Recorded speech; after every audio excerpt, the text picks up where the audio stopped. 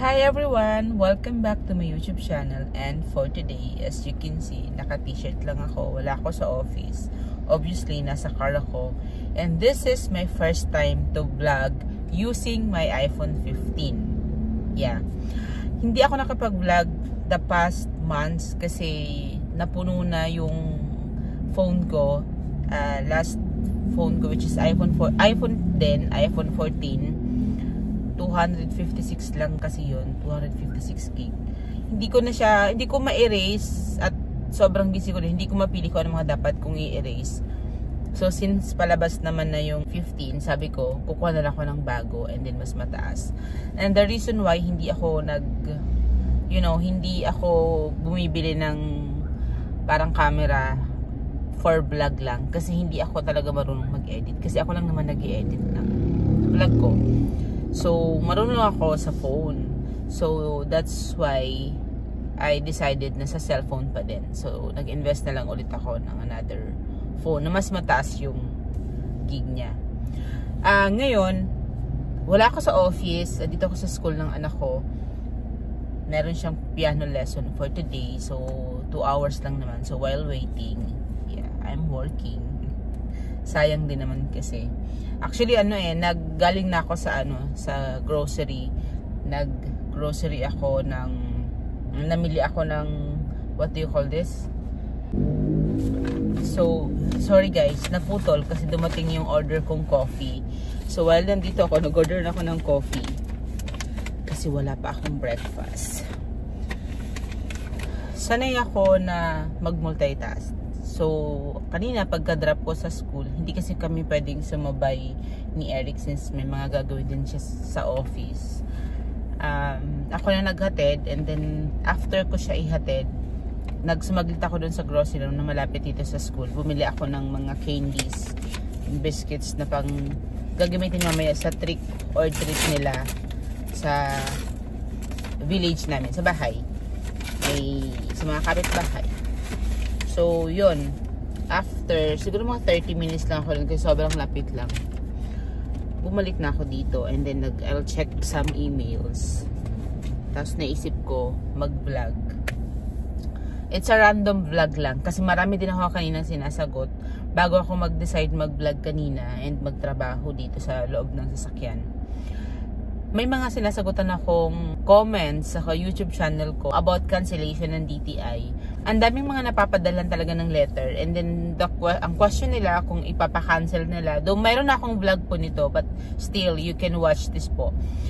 Pag napadalan kayo ng letter ni BIR, kung halimbawa, hindi na talaga nag-ooperate ng business nyo, or hindi nyo talaga tinuloy, or tinuloy nyo, regardless po kung ano yung current situation, you should call or go to BIR kung saan po located yung RDO nyo para doon po kayo mag-explain. And if halimbawa hindi na talaga siya operational, pwede nyo po siyang ipa-cancel. Pero wag po kayo agad-agad kung may na-receive kayong letter, wag nyo siyang ipapa-cancel nang hindi pa kayo pumupunta kay BIR kasi baka ma-technical kayo. Kasi parang ang dating nun is porque nasulatan kayo, pinakancel nyo agad. So, kailangan nyo munang mag-explain sa kanila na hindi talaga nag-operate or any proof na talagang wala naman na kayong business.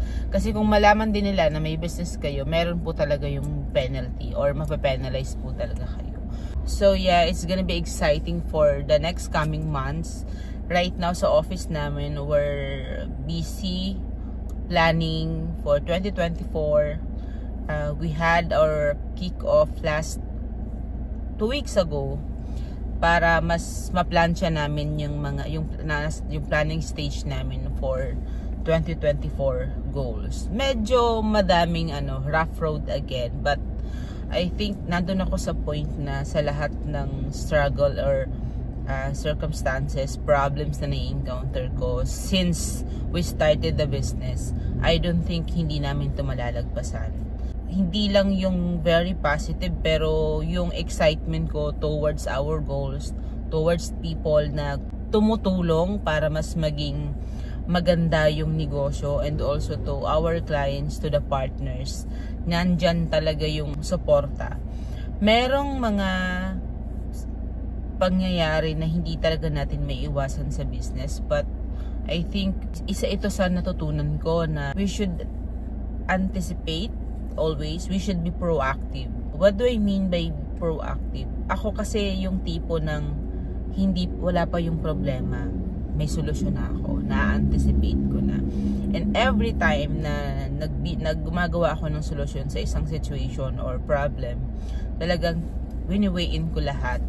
Gusto ko fair pa din yung magiging decision ko or solution ko sa problema. Hindi lang yun favorable sa akin or favorable to other people. Especially pag halimbawa sa business, tinitingnan ko yung company, yung client, yung mga tao, ano yung dapat na gawing decision. Kasi hindi pwedeng ang favor lang is nasa kumpanya.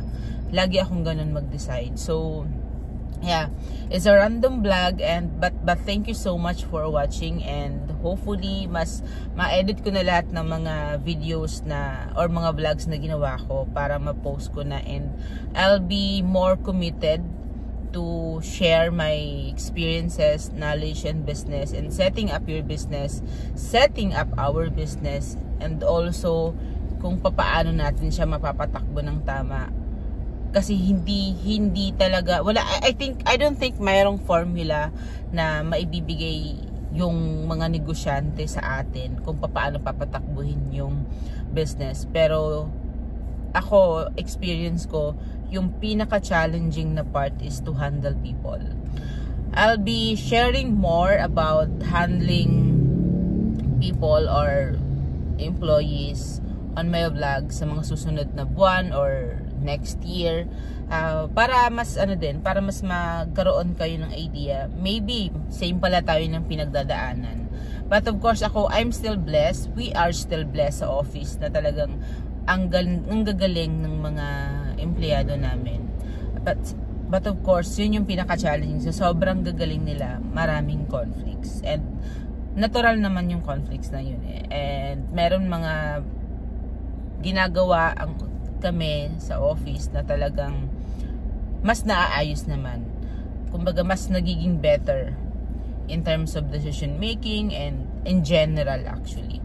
So guys, thank you so much for watching, and please don't forget to subscribe and click the notification bell para lagi kayong updated sa lahat ng videos na ina-upload ko tulad nito.